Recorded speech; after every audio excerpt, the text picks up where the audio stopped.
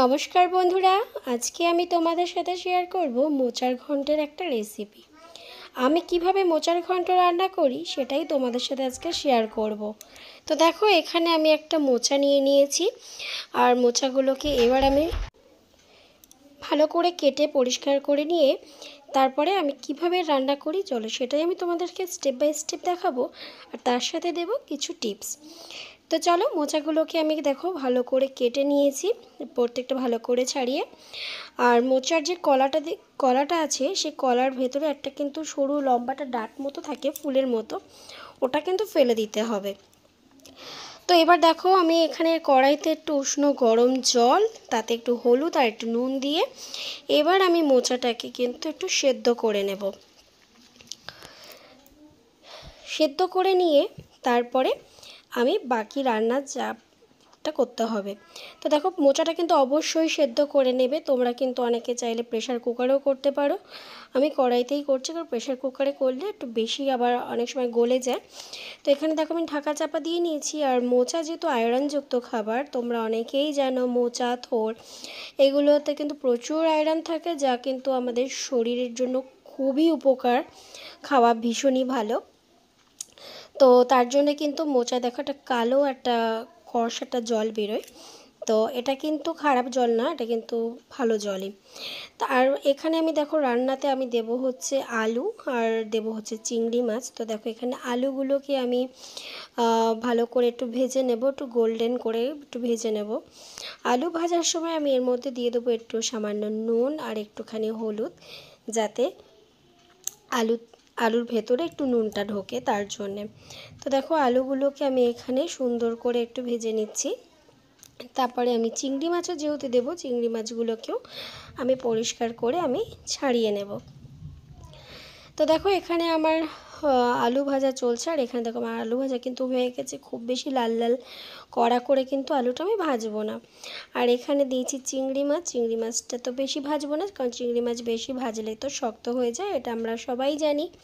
তো চিংড়ি মাছটাকে নুন হলুদ মাখিয়ে একটু জাস্ট সামান্য একটু সাঁতলিয়ে নেব। রান্নাটা কিন্তু খুবই সহজ আর একদম সিম্পল। একটা বাটিতে এবার আমি মশলাটা রেডি করে নিচ্ছি। তো দেখো, এখানে আমি দিয়ে দিয়েছি আদা, শুকনো লঙ্কা সামান্য, কাঁচা লঙ্কা, একটু ধনের গুঁড়ো, একটু জিরের গুঁড়ো।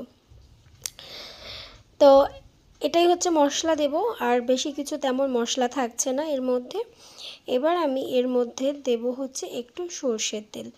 যদি মশলাটা আগে এরকম বানিয়ে নাও বা একটা বাটিতে, আর একটু যদি সর্ষের তেল দিয়ে নাও, তাহলে কিন্তু রান্নাটা কিন্তু কম তেলে হলেও বেশ ভালো হয় কিন্তু, আর মশলাটাও কষাতে কিন্তু বেশ সুবিধা হয়। তো দেখো, আমি সামান্য একটুখানি সর্ষের তেল দিয়ে নিয়েছি, আর একটু জল দিয়ে মশলাটা আমি একটু ভালো করে বাটিতে গুলে নিচ্ছি। তোমরা চাইলে কড়াইতেও একবারে দিতে পারো, তো আমার মনে হলো আমি একটুখানি এইভাবে করব, তার জন্য আগে বাটিতে দিয়ে নিলাম। আর এখানে নিয়ে নিয়েছি একটা তেজপাতা, আর দেব হচ্ছে কাঁচা লঙ্কা। তো দেখো, যেই কড়াইতে আমি আলু মাছ ভেজেছি সেই কড়াইতেই কিন্তু আমি করব। এখানে আমি ফোড়নে দিয়ে দিলাম একটু সামান্য কটা সাদা জিরে, তারপর আমি দিয়ে দেবো একটু তেজপাতা, কাঁচা লঙ্কা আমি একটু ফোড়নে দিয়ে নেব। রান্নাটা কিন্তু একদম সহজ আর সিম্পল, কাটতেই যা একটুখানি কষ্ট, কিন্তু ভালো খাবার খেতে গেলে কিন্তু একটু তো কষ্ট করতেই হবে, কি তাই তো? আর ভালো খাবার খাওয়ার জন্যে আমরা কিন্তু বাঙালিরা কষ্ট করতে কিন্তু রাজি থাকি, কি বন্ধুরা, তাই তো? আমি তো অন্তত থাকি। তো দেখো, এই যে মশলাটা আমি বানিয়ে নিয়েছিলাম, মশলাটা একবারে আমি কড়াইতে দিয়ে দিলাম, দিয়ে একটু বাটি ধোয়া একটু জলও দিয়ে দিয়েছি। দিয়ে এবার আমি কড়াইটাকে ভালো করে আমি কিন্তু কষিয়ে নেব। তার মধ্যে দেখো একটু দিয়ে দিচ্ছি সামান্য একটুখানি হলুদ গুঁড়ো। এবার আমি দিয়ে দেবো নুন। অবশ্যই নুন হলুদটা ব্যালেন্স করে দেবে, কারণ বেশি হলুদ দিলেও কিন্তু হলুদের একটা গন্ধ বেরোতে থাকে। আর নুনটা তো অবশ্যই যে যার স্বাদ মতো দেবে, ঝালটাও যে যার স্বাদ মতো দেবে, যে যেমন খেতে পছন্দ করো সেইভাবেই দেবে। এবার দেখো, মশলাটাকে আমি কিন্তু ভালো করে হাই ফ্লেমে নাড়িয়ে চাড়িয়ে কষিয়ে নিচ্ছি। আমার মশলাটা কিন্তু অনেকটাই কষে এসেছে, দেখতেই পাচ্ছ। এবার আমি এর মধ্যে দিয়ে দিলাম সে আগে ভেজে রেখেছিলাম আলুটা, সে আগে ভেজে রাখা আলু আর চিংড়ি মাছ। এবার আমি এটাকে দিয়ে ভালো করে একটু কষিয়ে নেব। এতে ভালোভাবে মাছে আর আলুতে কিন্তু মশলাটা বেশ একটা মাখা মাখা ব্যাপার হয়ে যাবে। তো খুবই কিন্তু সহজ। তোমরা কে কীভাবে মোচার ঘন্ট রান্না করো অবশ্যই কিন্তু আমাকে কমেন্ট করে জানিও। ভালো লাগলেও অবশ্যই কমেন্ট করো, লাইক করো। আর যদি রান্না ভালো না লাগে তাহলেও কমেন্ট করে জানিও যে কোথায় তোমাদের ভালো লাগলো না। আর তবে আমি তো রান্না যেভাবে করি সেই প্রসেসেই আমি তোমাদেরকে দেখালাম। তোমরা কি প্রসেসে করো সেটা কমেন্ট করে জানিও, আমি ট্রাই করব অবশ্যই। তো দেখো আমার মশলা কষানো হয়ে গেছে। এবার আমি এক এক করে যে মোচাটা আমি সেদ্ধ করে নিয়েছিলাম, সেই সেদ্ধ করে নেওয়া মোচাটা কিন্তু আমি দিয়ে অল্প অল্প করে দিয়ে আমি একটুখানি নাড়িয়ে নিতে থাকবো আস্তে আস্তে। তো দেখো এখানে আমি কড়াইতে সব মোচাগুলো দিয়ে আমি নাড়াচ্ছি, আর আমার ফোনটা একটুখানি নাড়াচাড়া হচ্ছে, যেহেতু এক হাতে ফোন আর এক হাতে রান্না করছি, ভীষণ টাফ।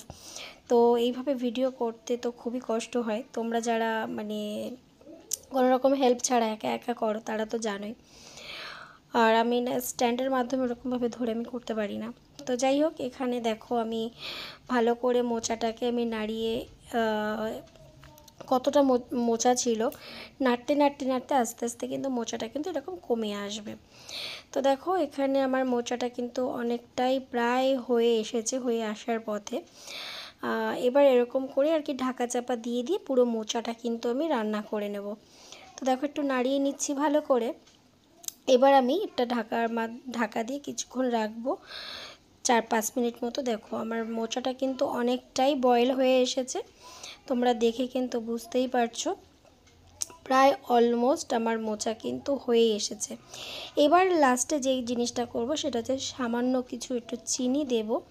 তোমরা যদি একটু মিষ্টি মিষ্টি খেতে পছন্দ করো, অনেকেই আছে একটু মোচার ঘন্ট এগুলো একটু হালকা মিষ্টি খেতে ভালোবাসে, তারা একটু মিষ্টিটা একটু বেশি অ্যাড করতে পারো। যেহেতু আমি বেশিরভাগ রান্নাতে কিন্তু মিষ্টি দিই না বললেই চলে, তোমরা জানোই। তবুও মোচা যেহেতু একটুখানি দিলাম স্বাদের জন্যে, তো একটুখানি দিয়ে দিলাম আমি চিনি, আর দিয়ে দেবো একটু সামান্য একটুখানি দেবো হচ্ছে ঘি। তো এবার আমি চিনিটাকে দিয়ে আমি একটুখানি ভালো করে একটু নাড়িয়ে নিচ্ছি। নাড়িয়ে নিয়ে এবার আমি দিয়ে দেবো এর মধ্যে সামান্য একটু ঘি, আর দেব হচ্ছে একটু গরম মশলা। দেখো আমার ঘিয়ের মানে এতটাই জমে গেছে পড়তেও চাইছে না। তো জানি না এটা কী ঘি, কেন এরকম হলো। তো খেতে কিন্তু ভীষণই ভালো হয়েছিল। আমি যেইভাবে রান্না করছি একদমই সহজ একটা প্রসেস, তোমরা এইভাবে অবশ্যই করে দেখো, খেতে কিন্তু খুব ভালো হয়। যে টিপসটা আমি তোমাদেরকে দেব সেটা হচ্ছে, তো দেখো এখানে আমি গরম মশলাও দিয়ে দিলাম, দিয়ে একটু ভালো করে আমি নাড়িয়ে চাড়িয়ে নেব। ব্যাস আমার রান্না কিন্তু অলমোস্ট ডান। মোচা থোড় কাটলে পরে দেখবে আয়রন জাতীয় কোনো খাবার মানে এই টাইপের জাতীয় খাবার কাটলে পরে হাতে কিন্তু কালো দাগ হয়ে যায়। তোমরা যদি একটু পাতিলেবু দিয়ে হাতে লাগিয়ে একটু ঘষে নাও, দেখবে সে কালো দাগটা কিন্তু আর থাকবে না। তো দেখো এখানে কিন্তু আমার মোচা কিন্তু অলমোস্ট হয়েই গেছে, আর আমি এবার পুরোটা একটা সার্ভিং বলে আমি তুলে নিয়েছি। তো কেমন লাগলো আমার চিংড়ি মাছ দিয়ে মোচার ঘন্ট রান্না অবশ্যই কিন্তু তোমরা কমেন্ট করে জানিও বন্ধুরা। খেতে কিন্তু দুর্দান্ত হয়েছিল। অবশ্যই তোমরা বাড়িতে ট্রাই করো, আশা করছি তোমাদের সবার খুব ভালো লাগবে। তো চলো সবাই ভালো থেকো, টাটা।